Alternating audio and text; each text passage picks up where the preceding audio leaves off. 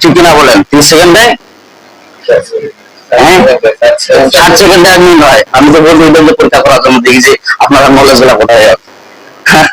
30 সেকেন্ডে half minute, আর 60 সেকেন্ডে 1 minute, আবার 30 মিনিটে 1 ঘন্টা, এইভাবে পর্যায়ক্রমে বান্দার শিথিল করে দিচ্ছেন আল্লাহ। আল্লাহ বলছেন যে বান্দা কোনো ঘড়ির দিকে ফলো করো। ঘড়ির দিকে কেমন করে ফলো করো? ঘড়ির কাটা চলতে আছে, তোমার জীবনেরও কাটা। তুমি নামাজ পড়লে কি না পড়লে কি, কাটা চলতেই আছে। তুমি সুদ খাইলে কি না খাইলে কি, আমার কাটা চলতেই আছে। তুমি হালাল বজায় চললে কি না চললে কি, আমার কাটা চলতেই আছে। আল্লাহ তাআলার কাটা চলতেই আছে।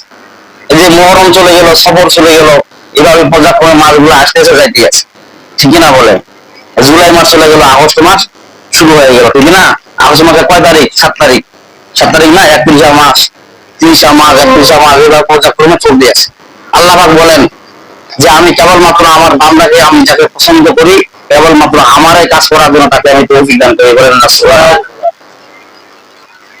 আল্লাহ পাক বলতেছেন কালামের ভিতর, লাইন শাকারতুম লাযিদান্নাকুম ওয়া লাইন কাফারতুম ইন্না আযাবি লাশাদীদ। যে বান্দা আমার নিয়ামত পায়, নিয়ামতের শুকরিয়া আদায় করে, তার নিয়ামতকে আমি আল্লাহ পাক বাড়ায় দেই। বলি সুবহানাল্লাহ। এই যে সবর মাস, শেষ জুমা যে আল্লাহ পাক আমাদেরকে তৌফিক দান করলেন, এই যে মসজিদে আসার, আমরা কি বলতে পারবো যে এখান থেকে আমরা নামাজ পড়ে বাসায় যেতে পারবো? তার কোনো গ্যারান্টি নাই। যে আল্লাহ পাক যে আমাদের ইবাদত করার যে সুযোগ দান করলেন, আল্লাহ দেখেন কত সুন্দর ভাবে নামাজগুলোকে সাজাইছেন। ফজর পড়লেন, তারপর জোহর, তারপর আসর, তারপর মাগরিব, তারপরে এশা, এইভাবে আল্লাহ পদক্রমে জানাই দিলেন। ফজর শুরু হইলো আপনার নামাজ দিয়া, দিনের সমস্ত বরকত আপনাকে আল্লাহ দান করলো যখন এই ফজরের নামাজ দিয়ে আপনি জমিনে যখন ভ্রমণ করবেন। বলুন না সুবহানাল্লাহ। তারপরে জোহর দান করলেন, আসর দান করলেন, এভাবে পর্যায়ক্রমে আল্লাহ নামাজ দিয়েছেন। 5 ওয়াক্ত নামাজ বান্দাদের জন্য খরচ করে আইন করে দিয়েছেন। আপনি ফজরের নামাজ পড়লেও আপনার হায়াত কাটা যাচ্ছে, না পড়লেও কাটা যাচ্ছে। আল্লাহ যে অশেষ নিয়ামত যে আমাদেরকে দান করেছেন। বলা হয় যে কিয়ামতের দিন কেমন হবে, যে বান্দার যখন আমল নামা, যখন হাজিরা, যখন বান্দার সামনে পেশ করা হবে, তখন বান্দাগুলো আশ্চর্য হয়ে যাবে। যারা নামাজি তারা তো খুশি মতাহারা হয়ে যাবে, আর যারা বেনামাজি ওরা আত্মহারা হয়ে যাবে। হাই সর্বনাশ, দুনিয়ার মধ্যে গেলাম, কি করলাম আমি? দুনিয়া যে আল্লাহ পাক আমাকে পাঠাইলেন, কি কারণে পাঠাইলেন? আমি কি করলাম? কি কারণে আমি আসলাম দুনিয়ার মধ্যে? এখন দুনিয়া ছেড়ে এখন আমি আখিরাতে আসলাম, আমি কি জবাবটা দেব? এই জন্য নবী হাদিসের মধ্যে বলেন, আউয়ালু মা ইউহাসাবু বিল আবদু ইয়াউমাল কিয়ামাতিস সালাহ। নামাজের তালিকা যখন খোলা হবে, কিয়ামতের দিন সর্বপ্রথম আগে নামাজের তালিকা দেখা হবে, যে বান্দা কোন কোন নামাজ পড়ছে না নাই। ফজরের নামাজ কোথায় পড়ছে, বাসায় পড়ছে না মসজিদে পড়ছে, দেখা দেখবে। ফজরের নামাজ পড়ছে কিনা পড়েন নাই, এটাও দেখবে। তারপর জোহরের নামাজ দেখবে, আসরের নামাজ দেখবে, মাগরিব দেখবে, এশা পর্যন্ত নামাজ আল্লাহ দেখবে। দেখার পরে তারপরে আল্লাহ ফায়সালা দিবেন।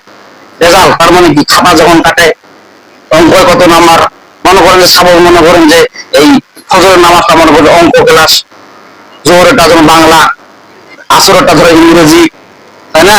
এশারটা ধরে একটা সাবজেক্ট, বিজ্ঞান সাবজেক্ট। এখন আপনি অঙ্ক সাবজেক্টে যদি ফেল মারেন, ইন্টারে দিলে আপনাকে উপরে ক্লাসে ছড়াই দিবেই। তালিকা তো খালি করছিল, হ্যাঁ, প্রথম তালিকা নাই, তারপর দ্বিতীয় তালিকা নাই, তৃতীয় তালিকা নাই। আমি যে এতগুলা একটা বছর যে ওকে যে আমি পরিশ্রম করে পড়াইলাম, যে একটা বছর যে সে পরীক্ষা দিতে পারলো নাকি, সেরকম আল্লাহ তাআলা জিন্দেগি দিচ্ছেন 60 বছর, 70 বছর, 80 বছর জিন্দেগি আপনাকে দান করেছেন। তাকে 40 বছর দিচ্ছেন, 40 বছর তালিকা দেখবে। তাকে 80 বছর দিচ্ছেন, 80 বছরের তালিকা দেখবে। আল্লাহ তাআলার কাছে অনর্গল হিসাব যখন শুরু হয়ে যাবে, তখন বান্দা আত্মহারা যাবে, আই সর্বনাশ, এত বড় লম্বা জিন্দেগি পাইলাম, লম্বা জিন্দেগি পাওয়ার পরে আমি কেন নামাজটা করতে পারলাম? আমার আফসোস হয়ে যাবে, আফসোস। বলা হয় যে মুফাসসিরগণ ব্যাখ্যা লিখছেন যে আফসোস করতে করতে বান্দা হাত কামড়া শুরু, আঙ্গুল কামড়া শুরু করে দিবে। আঙ্গুল কামড়াতে কামড়াতে আঙ্গুল খেয়ে ফেলবে, এভাবে পর্যায়ক্রমে হাত খেয়ে ফেলবে, মানে আফসোস করতে করতে কামড়াতে থাকবে। আবার বলবে যে আল্লাহ আমার দুনিয়া আবার পাঠান, আমি আর নিয়মিত পাবে তো আমার দাতা করবো। আল্লাহ বলবে যে না, নট, কোনো কাম হবে না। হায়রে মসজিদ, মসজিদ কিয়ামতের দিন আমাদের বিপক্ষে নালিয়ে দিবে, হয় পক্ষে নালিয়ে দিবে। আপনি যদি ভালো কাজ করেন তাহলে ভালো, আর যদি বিরোধিতা কাজ করেন তাহলে বিপক্ষে নালিয়ে দিবে। বলেন না নাউযুবিল্লাহি মিন যালিক। আল্লাহুম্মা সাল্লি সালাতান কামিলান ওয়া সাল্লি সালামান আলা মুহাম্মদ। একটু সকলে আওয়াজ করে বলি সাল্লাল্লাহু আলাইহি ওয়াসাল্লাম। আজকের জুমার আলোচ্য বিষয় হলো, আজকে জুমার আলোচ্য সফর মাসের শেষ জুমার আলোচ্য বিষয় হলো যে আল্লাহ পাক বিশ্বনবী যে কাফের যারা মুশরিক কুরাইশ বংশের, তারা বিশ্বনবীকে 3টা প্রশ্ন করেছিলেন। সেই 3টা প্রশ্ন নিয়ে আলোচনা শুরু হবে, বলেন ইনশাআল্লাহ। আল্লাহ যদি আমাকে তৌফিক দান করে আমি সেই তিনটার আলোচনা করার চেষ্টা করব।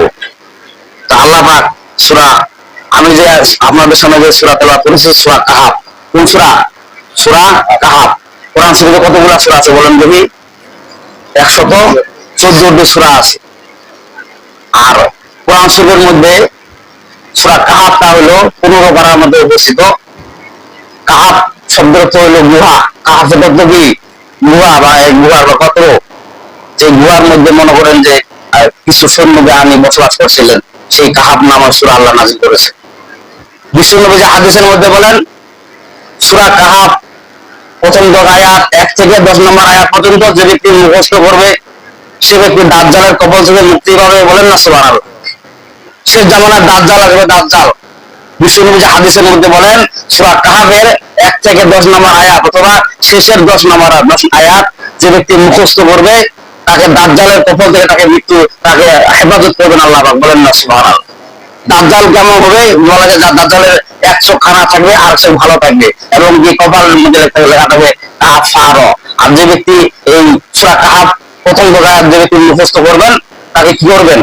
আল্লাহ পাক হেফাজত করবেন দাজ্জালের কবল থেকে, বলেন না সুবহানাল্লাহ। বিশ্বনবীর এক সাহাবী সূরা কাহাফ রাতের অন্ধকারে তেলাওয়াত করতেছিলেন।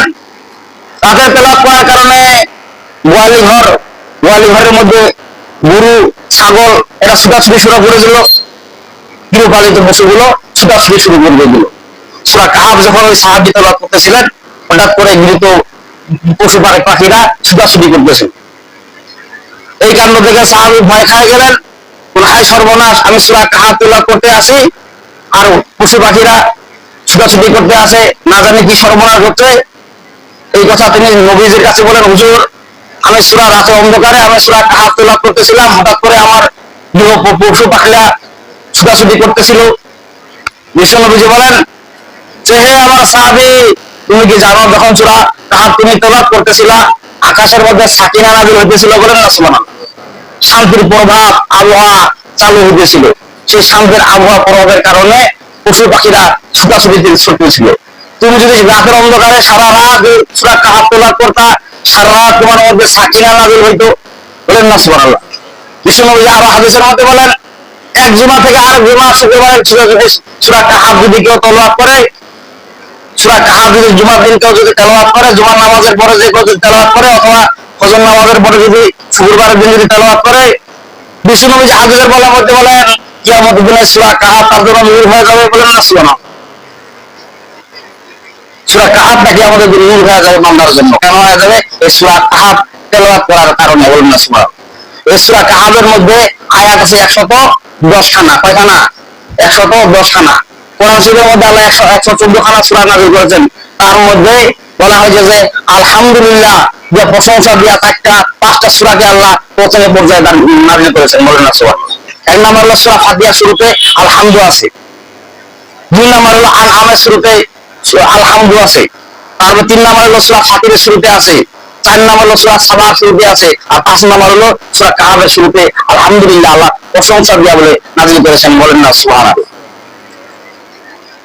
মক্কার কাফেররা কেমন ছিল?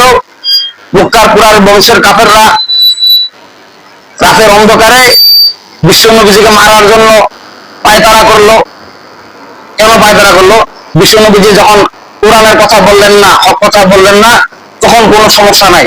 আর যখন নাকি বিশ্বনবীজির উপর কোরআন নাযিল হয়ে গেল, যখন আল্লাহ পাক বললেন হে রাসূল ইয়া আইয়ুহার রাসূল বাল্লিগ মা উনজিলা ইলাইকা মির রাব্বিক ওয়া ইন লাম তাফআল ফামা বাল্লাগতা রিসালাতাহু ওয়াল্লাহু ইয়াসিমুকা মিনান নাস ইন্নাল্লাহা লা ইয়াহদিল কওমাল কাফিরিন। আল্লাহু আকবার। আল্লাহ পাক বলেন হে রাসূল আপনার প্রতি যে কোরআন নাযিল করা হয়েছে সেটা ন্যায়সঙ্গত কোরআন। এই কোরআনের কথা আপনি প্রচার করে দেন, আপনার উম্মতদেরকে প্রচার করে দেন, তাদেরকে সুদ ঘুষের কথা বলেন, হারাম হালাল বয়ান করেন। যখন নবীজি এই কথা বলা শুরু করে দিল, হারাম হালালের কথা যখন বয়ান করে দিল, তখন বলল সুদ খাওয়া হারাম। যখন হালাল পর্যায়ে বয়ান করা শুরু করে দিল, তখন মক্কার কাফের একটা সর্বনাশ, এতদিন এই পাখিরা চুপা ছিল তো ভালো হয়েছিল, এই পাখিরা এখন প্রচার করা শুরু করে দিয়েছে। এই পাখিরা যেভাবে প্রচার করা শুরু করে দিয়েছে কোরআনের কথা, তাহলে তো আমাদের নেতৃত্ব ওই মুহাম্মদের হাতে চলে যাবে। বলেন না নাউজুবিল্লাহ। তারা এই ধারণা করলো যে আমাদের নেতা নেত্রী, আমাদের দুনিয়া সব নেতৃত্ব ওই মুহাম্মদের হাতে চলে যাবে। কি করা যায়? মক্কার কুরাইশ বংশের কাফের আবু জেহেল উদ্দা সাহেবেরা তারা একটা চুক্তি করলো, বৈঠক করে যুক্তি করলো যে মুহাম্মদকে আমরা ফজরের নামাজের পরে যখন কিয়া থেকে বাইর হবে, ঘর থেকে বাইর হবে, তবে আমরা কতল করে ফেলব। এই ঘটনা হযরত আলী রাদিয়াল্লাহু তাআলা আনহু কানে গেলেন। আলী রাদিয়াল্লাহু তাআলা যুবক বান্দা ছিলেন, যুবক শ্রেণীর লোক ছিলেন। তিনি নবীজির কানে বলছিলেন যে হুজুর, মক্কার কাফেররা, কুরাইশ বংশের কাফেররা তারা পায়তারা করছে, আপনাকে হত্যা করবে। আপনি একটা কাজ করেন হুজুর, আপনি যখন বিশ্রামের জন্য বিশ্রাম নেবেন, রাতের অন্ধকারে আপনি অন্য জায়গায় বিশ্রাম নেবেন, আপনার জায়গায় আমি বিশ্রাম নেব। আর মক্কার কাফের কুরাইশ বংশেরা তারা আমাকে মুহাম্মদ মনে করে হত্যা করে ফেলার। সাহাবীদের কেমন আকীদা ছিল, আল্লাহু আকবার। সাহাবীরা কেমন নবীজিকে ভালোবাসতেন। বলতেছেন আলী রাদিয়াল্লাহু তাআলা, হুজুর রাতের অন্ধকারে তো মক্কার কাফের বংশরা আপনাকে তো মানে ঘেরাও করে আপনাকে মৃত্যু মারে ফেলাবে, তা আপনি আমার অন্য জায়গায় বিশ্রাম করবেন, আর আপনার জায়গায় আমি বিশ্রাম করবো, ওই জায়গায় আমার আলীকে মারে ফেলাবো। মোহাম্মদ আপনি তাও বাঁচে থাকেন, বলেন না সুবহানাল্লাহ।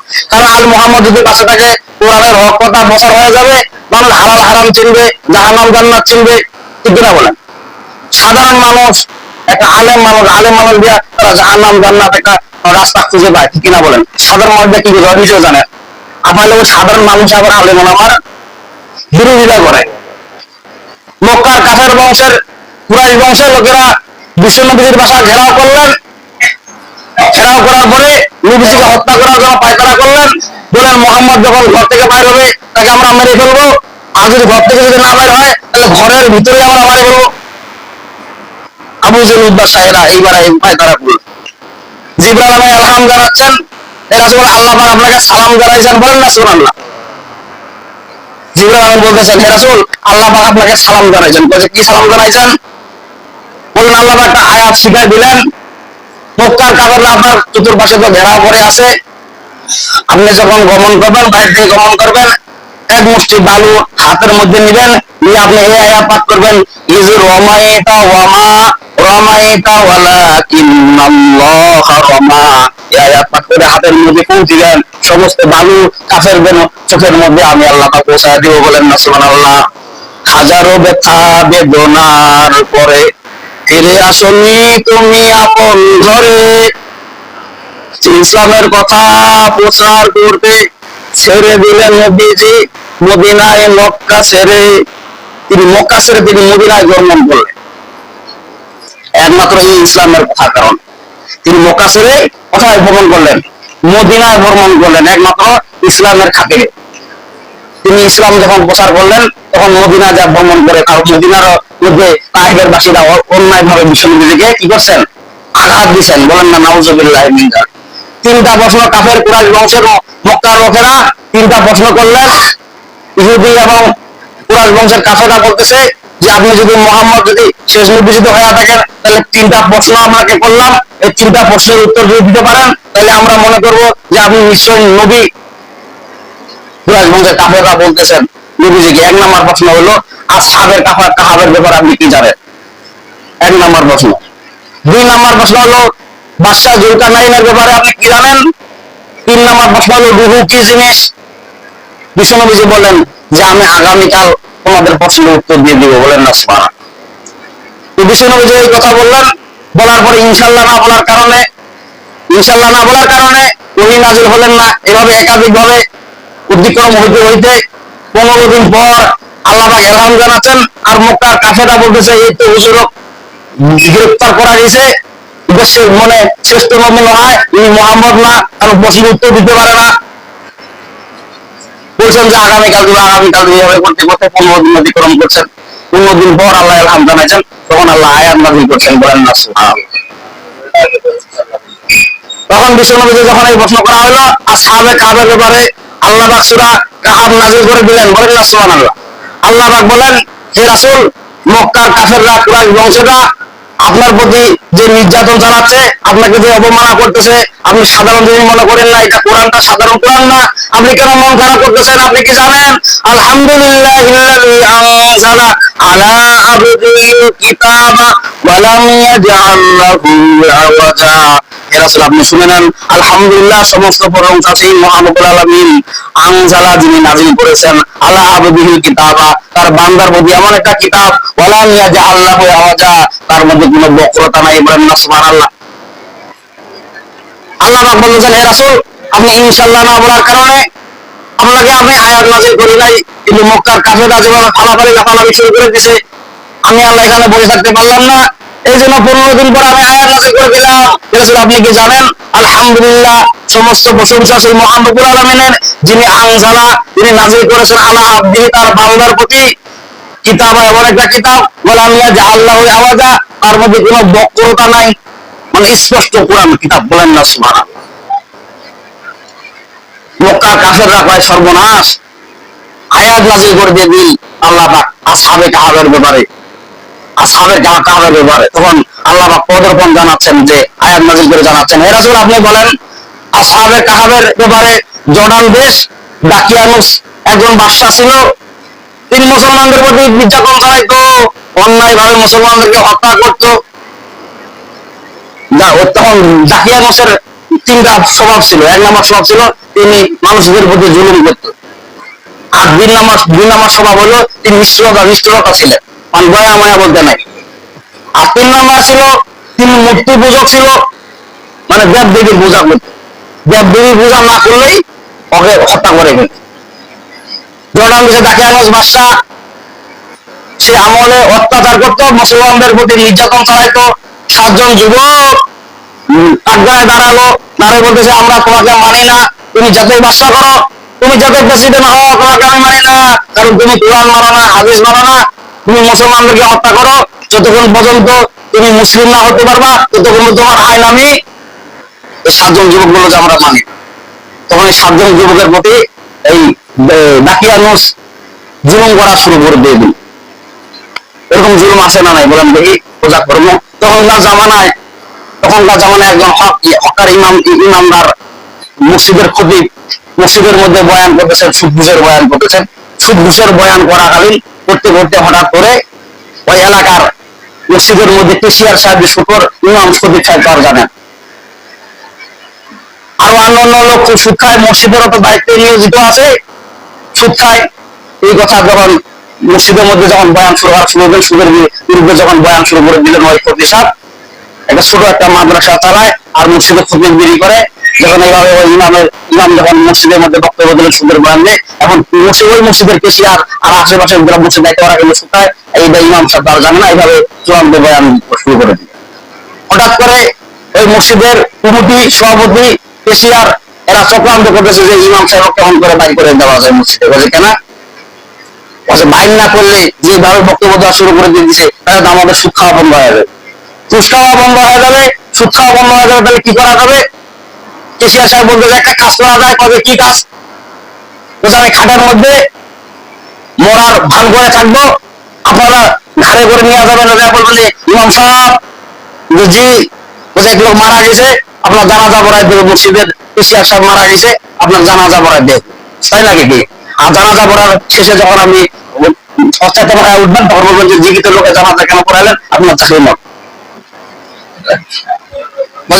জীবিত লোকের জানাজা কেন পড়াইছেন, এটা নিয়ে আপনার চাকরি নয়। মানে খুঁজে পায় না, ওটা করে প্রসেস খুঁজে পাই যে জীবিত লোকের জানাজা কিভাবে পড়াইছেন, এই জন্য আপনার চাকরি নয়। বাস এখন খাটের মধ্যে খাটিয়া নিয়ে আসতেছে 4 জন, আর কেশিয়া সব শুয়ে আছে। খাটিয়া নেওয়ার পরে জিজ্ঞেস করে আশহাদু আল্লাহ ইলাহা, এরা জিজ্ঞেস করছে ইমাম সাহেবের চাকরি খাও, ইমাম সাহেবের চাকরি খাও, মানে এদের জিজ্ঞেস করলো। বাস খাটিয়া নিয়ে আসে, ডাকতেছে ইমাম সাহেব হুজুর। ইমাম সাহেব বলছে জি, মারা নাম বলেন। বলছে কেশিয়ার সাহেব মারা গেছে, আপনার জানাজা পড়াইতে হবে। হঠাৎ করে আবার কেন্দ্রে কেশিয়ার সাহেব মারা গেছে, মৃত্যু তো হঠাৎ করে হয়। হ্যাঁ ঠিকই তো, তাহলে মৃত্যু কিন্তু হঠাৎ করে। বাস ওই ইমাম সাহেব আসে, আসে পরে জানাজা তাকবীর কয়টা হয় বলেন দেখি? 4টা। ইমাম সাহেব দিলেন 6টা। সর্বনাশ। ইমাম সাহেব পরে ধরিব, কি ইমাম সাহেবের 6 তাকবীর বাড়ি করিব, আমি তাকে হলো 4টা, আর ইমাম সাহেবের 6 তাকবীর। বাস 6 তাকবীর দিয়ে জানাজা শেষ করলেন। শেষ করার পরে আমরা নাসারুদ্দা মসজিদের সভাপতি সিগারেট নাসারুদ্দা ইমাম সাহেবের চাকরি নয়, ইমাম সাহেবের চাকরি করে কেন? আপনি ভুল করছেন দুইটা। 1 নম্বরে 6 তাকবীরে জানাজা পড়েছেন, আর 2 নম্বরে হলো জীবিত লোকের জানাজা পড়েছে। সর্বনাশ। বাস ইমাম সাহেব দেখাচ্ছে কথাটা। আর ইমাম সাহেব বলতেছে অজয় লোকটাকে নিয়ে আপনি দাপন করে দিয়ে দেন, মাটি দিয়ে দেন, লোকটা মারা গেছে। চিঠি দিকে দেখো সর্বনাশ, আব্দুর রহমান মারা গেছে, এশিয়া সাহেব মারা গেছে, সর্বনাশ। ইমাম সাহেব বলতেছেন আপনারা যে এই পায়তারা করছেন, আল্লাহ পাক আমাকে স্বপ্নে যোগে এলহাম জানাইছেন, বলেন না সুবহানাল্লাহ। জানাজার নাম তাকবীর হয় 6টা আর 4টা, আমি এই 6টা, তার মানে কি প্রথম তাকবীরে আমি ওকে ঘুম বাড়াই দিছি, দ্বিতীয় তাকবীরে আমি আমার গুহুটা বাইর করে নিয়ে খাটের দিকে ঘোরাঘোরা করেছি, এবং তৃতীয় তাকবীরে আমি জানাজা শুরু করছি। এভাবে 4 তাকবীর দিয়ে 6 তাকবীর শেষ করছি। সর্বনাশ গো। এখন তো এই সভাপতি আর মসজিদের সিগারি খান্না মুন্ডা আছে, আমার কেশিয়া সাহেব ফেরত দাও, নাহলে আমার অবস্থা খারাপ, নাহলে ধারা তুলে দিয়ে এই কেশিয়া সাহেবের বাড়ির লোক, তার বাড়ির লোকও জানে যে এরকম করে ইমাম সাহেব চাকরি খাওয়া যাবে না। ইমাম সাহেব না কাজ হবে, বলে কি কাজ হবে?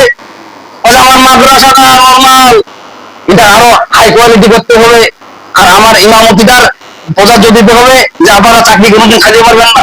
সর্বনাশ গো। তাই নাকি হ্যাঁ, যেমন কুকুর তেমন মুকুর, সেটা কিভাবে দিছে? আল্লাহ তাআলা দিছে, বলেন না সুবহানাল্লাহ। এজন্য আল্লাহ তাআলা বললেন যে কোরআনটা কেমন কোরআন, এই কোরআনটা আমি যাকে নাযিল করেছি তাকে শ্রেষ্ঠতা দান করেছি, বলেন না সুবহানাল্লাহ। সাধারণ কাঠ, কাঠ আসানা নাই, সাধারণ কাঠ ফালায় রাখে, পায়ের মধ্যে সটকায়, যখন এই কাঠটা রিভিল হয়ে যায়, কোরআনের সাথে সম্পর্ক রাখে, সেই সকাল সময় ইজ্জত করা শুরু করে দেয়, বলেন না সুবহানাল্লাহ। সাধারণ একটা কাপড়, গিলা কাপড়, এই কাপড়টা যখন কোরআনের যখন কভার হয়ে যায়, তখন কি হয়ে যায়? ওটাকে সবাই সম্মান দান করে। আল্লাহ এই কথা বলতেছেন, আলহামদুলিল্লাহিল্লাযী আনজালা আলা আবদিহিল কিতাবা ওয়া লাম ইয়াজআল লাহু আওয়াজা। আলহামদুলিল্লাহ, সমস্ত প্রশংসা সেই মহান রব্বুল আলামিনের জন্য। আনজালা, আনজালা আলা আবদিহি, যিনি নাযিল করেছেন তার বান্দার প্রতি কিতাবা, এমন একটা কিতাব, ওয়া লাম ইয়াজআল লাহু আওয়াজা, তার মধ্যে কোনো বক্রতা নাই, বলেন না সুবহানাল্লাহ। স্পষ্ট কিতাব, তার মানে কি এই কিতাবকে যে সম্মান করবে সেই সম্মান পাবে, বলেন না সুবহানাল্লাহ। এই কিতাবের অংশধারী যারা, তাদেরকে যারা সম্মান করবে তারাও সম্মান পাবে। এই কোরআনের যারা আমার ধারক বাহক, তাদেরকেও আল্লাহ তাআলা এই সম্মান দান করবেন, বলেন না সুবহানাল্লাহ। আল্লাহ পাক আমাদেরকে সবাইকে সঠিক সমঝ দান করুন। ওয়া আখিরু আলহামদুলিল্লাহি রাব্বিল আলামিন।